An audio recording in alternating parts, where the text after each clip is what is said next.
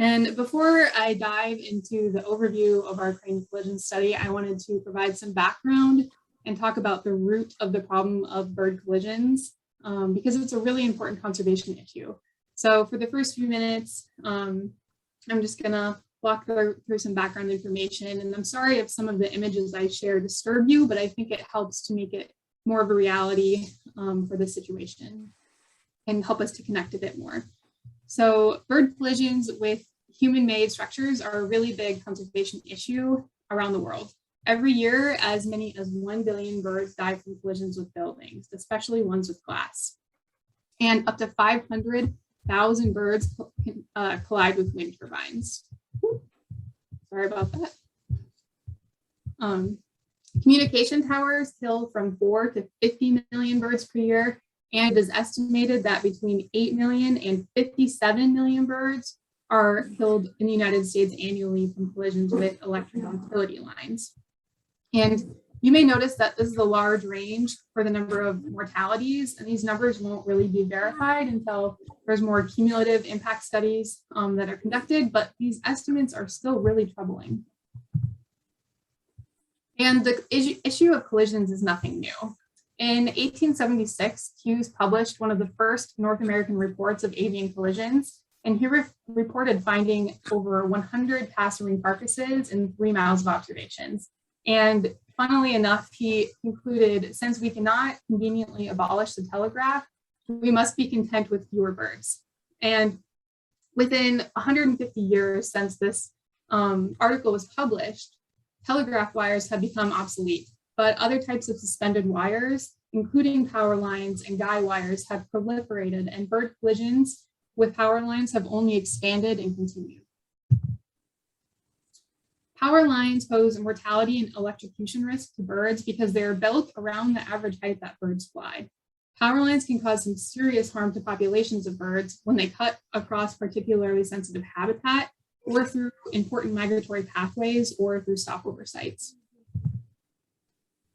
Some birds are more susceptible to collisions than others, such as raptors and waterfowl and cranes, and that's because they're large birds. Large birds have large wingspans, and they often can't get out of the way as fast as smaller birds can. And they have a greater body area to maneuver between obstacles like power lines. So birds with large wingspans can bridge the gap between different electrical components, and this can result in electrocution.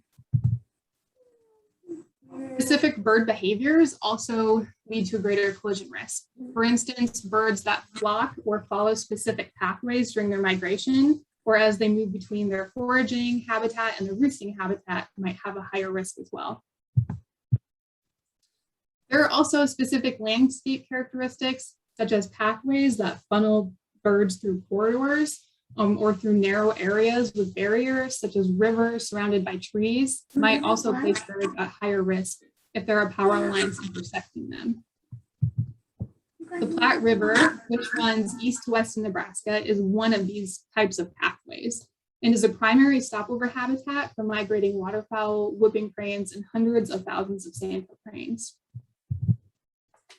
The segment of the Platte River managed by Roe Sanctuary, which is the location of the study that I'll talk about, has 2 main barriers for large-bodied birds. And these are the power lines to the east and the west of the center, like you can see in the diagram there. These power lines create a collision risk for flocks of cranes as they move from their foraging habitat in fields surrounding the Platte River to the Platte River to roost at night.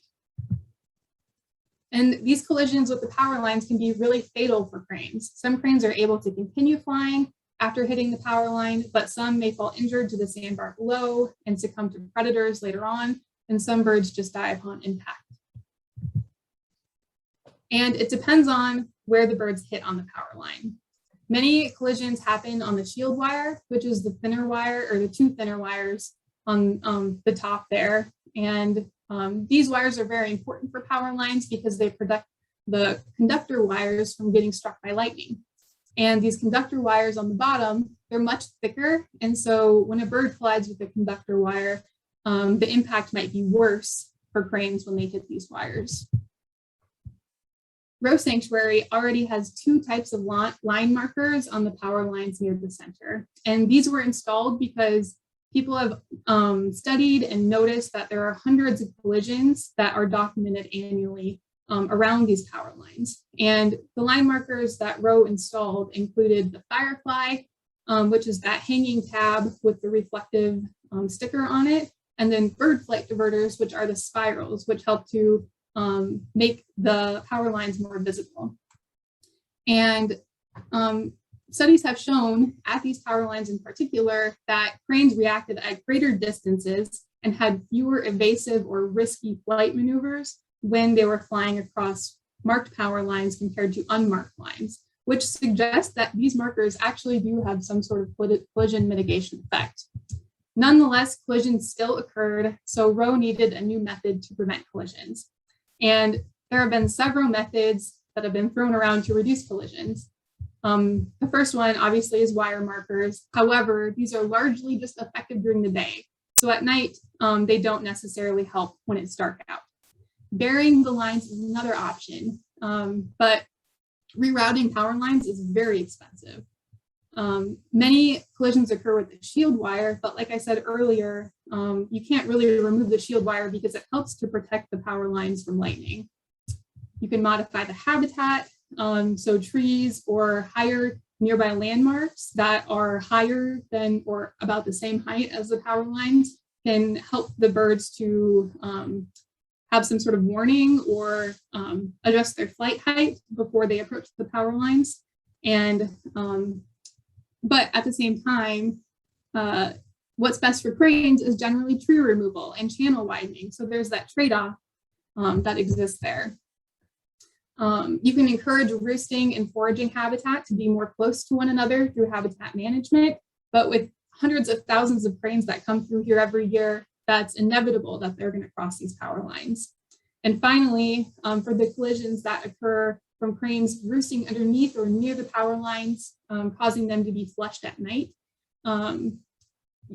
reducing disturbance might be one way to prevent collisions, but it's very hard to control disturbances. So we know that there are generally less collisions during the day than at night. This, combined with the effectiveness of other line marking strategies at night, suggests that just illuminating the total power line might be the most promising solution for preventing crane collisions. And this led to a pilot study conducted by James Dwyer, and it was published in 2019. And it showed that that implementing a new type of technology called the Avian Collisions Avoidance System, or ACAS, at Roe Sanctuary can help to prevent crane collisions. And James hypothesized that illuminating power lines with near ultraviolet light, or light within the spectrum, UVA spectrum of 380 to 395 nanometers, might reduce avian collisions with the wires in the treated span, either working with the markers or replacing the need for them. And this study was conducted on the power line just east of the sanctuary. And this study was overwhelmingly successful. It showed that there was a 98% reduction in crane collisions when this ultraviolet light system was turned on. And researchers also found that the cranes reacted sooner and had less dangerous reaction types when the lights were turned on. This study was largely experimental, though. They only tested one power line. They used a unit that had a wider field of illumination and required a ton of power to operate. And they did not consider how the environment might play a role in collisions and the effectiveness of the ACAS units. So how does the ACAS work?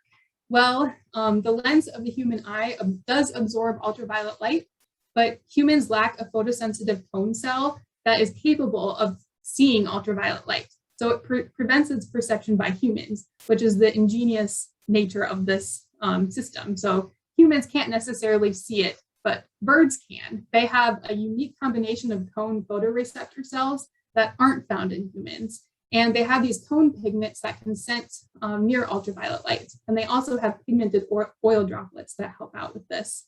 So the combination of these features helps for the perception of ultraviolet light by quite a few different groups of bird species. Because this 2019 study was overwhelmingly successful, we decided to expand the use of the ACAS to 2 power lines, both on the east and west of Roe Sanctuary, and then implement a few more changes from the previous study.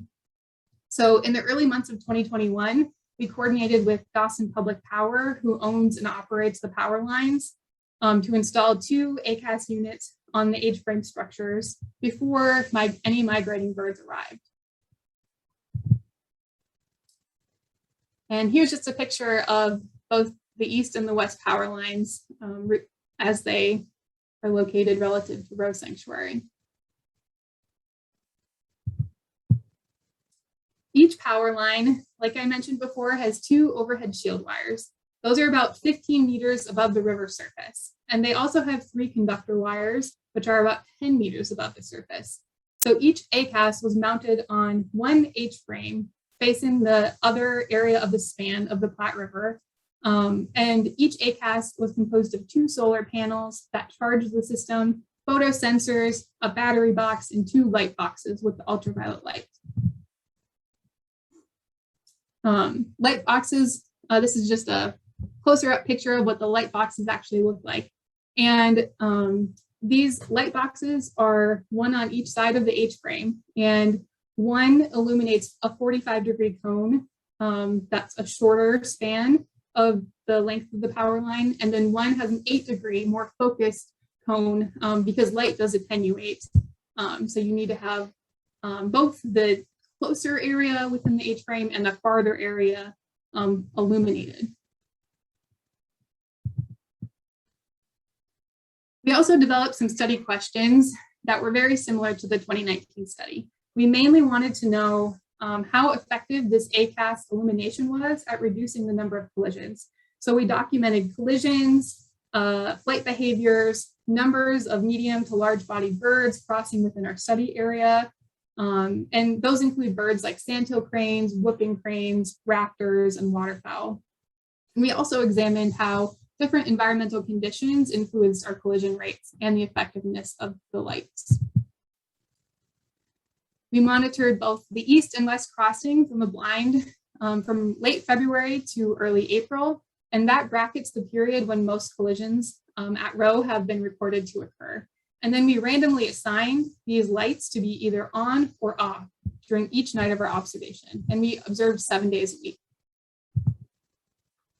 We used binoculars to observe the power lines during the day and an armacite or a FLIR thermal binocular at night. And here's just a picture of what the ACAS units look like during the day. So you can see it if you look straight at it, it looks a little purplish, but at night, this is what it looks like. You can't really see it on the power lines, but you can see it if you look directly at the units. We did notice, however, that on nights with heavy fog, the light seemed kind of ominous and eerie, and you could see them quite a bit more. When we were out in the field, we recorded, like I said, large-bodied birds as they flew into an imaginary box. And this box was 35 meters tall, and it extended 50 meters on either side of the power line. And first, we recorded the height of cranes as they flew into this box, as well as the number of cranes in each flock. We also recorded different types of these typical reactions we'd see as cranes approach the power line. And I'll talk about those in a bit. And every night we would record the environmental conditions because we expected that rain, the phase of the moon, high humidity, fog, and high wind speeds could lead to collisions and also riskier flight behaviors. Similar to previous studies of power line collisions at Roe, we recorded a variety of flight behaviors of birds crossing these lines. And the main 4 behaviors I'll talk about are climbs, flares, reverses, and no reactions. We recorded a climb when a flock would maintain a consistent flight direction, speed, and wing beat, but they would adjust their height gradually to pass over the power line. We would record a flare when at least one member of the flock altered their direction, speed, or wing beat to suddenly gain elevation to pass over or through the power line. We recorded no reaction when the entire flock maintained the same direction, speed, and elevation before and after approaching the power line, so they just fly right through it without doing anything, which is pretty risky. And then we recorded the reverse because some flocks of cranes would have a group of birds, or the whole flock would just fly up to the power line and say, nope, doesn't look good, and then turn right around.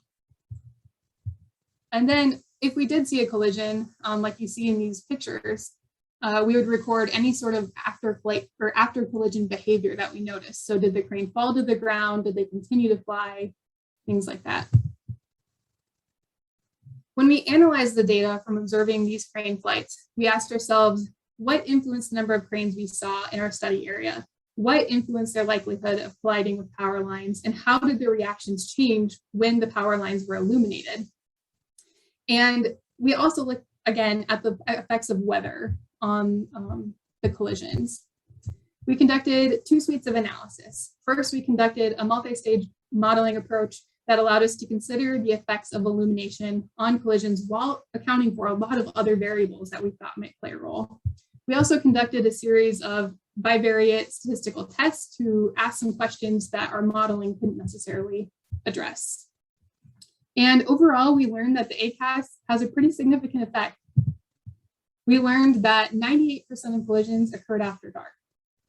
And most observations were of flocks of Santo cranes, but we did record some geese, ducks, bald eagles, wild turkeys, white pelicans, and other raptors.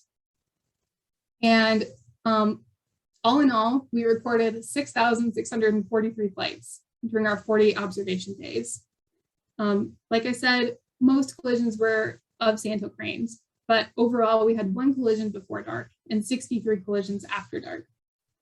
We found that in larger flocks, there were generally more collisions per flock, and collisions also mostly occurred with the shield wires, or those top thinner wires, and in the middle of a flock, which means that the wires are just hard to see. And also when you're plopped in the middle of a flock, you don't really have a good sight or a good eye on what's in front of you. You're just kind of following the leader there. We also found that the ACAS illumination decreased collisions by 88%, which is still pretty high, not as high as the initial study, which was 98%, but still pretty high. 52 Santo crane collisions occurred when the lines were not illuminated by the ACAS, so completely dark. And this graph just kind of shows the number of collisions per survey period. You'll notice that there's a partial category, and that was just a fluke in the lights in one of our power lines that had to be fixed. So that's why we included a third category there, where the lines were partially illuminated, but not wholly. We also found that there were no collision hotspots. So there wasn't a particular area on the power line or along the span of the power line where collisions occurred, which suggests that the ACAS helped to illuminate the entire span of the power line. The third lesson we learned is that the ACAS illumination influenced behavior, flight behavior of birds. So the main takeaways were that when power lines were illuminated, we found that there were fewer flocks flying within our study area. So either they were flying higher or they were flying around, which isn't necessarily a good thing either because the power lines are long. But for the most part, they were flying higher.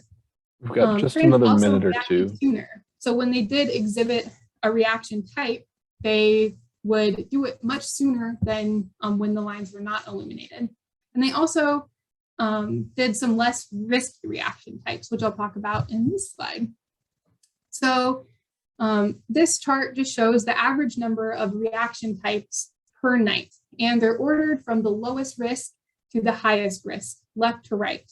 And what you'll notice is that there are similar numbers of low-risk flight types when the lights are on or green, off or black, or that partially on condition that I mentioned earlier, which is red.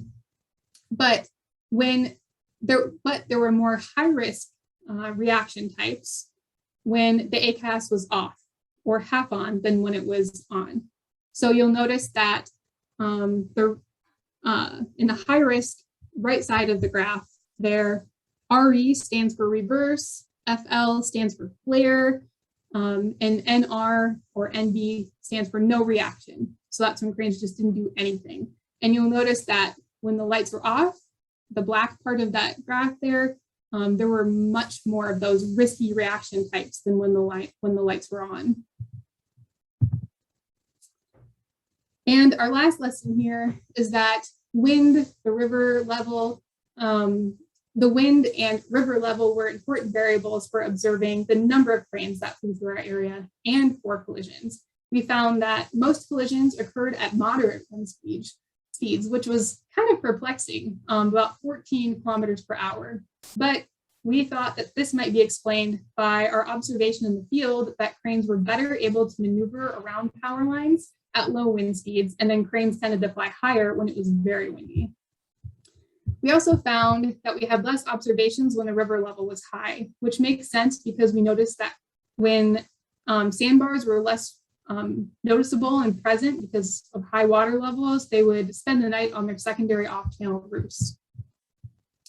We also found that there were less collisions when it was raining, which doesn't make sense. We anticipated there to be more, but we found that it was very hard to see the power lines when it was high humidity through our thermal imagery.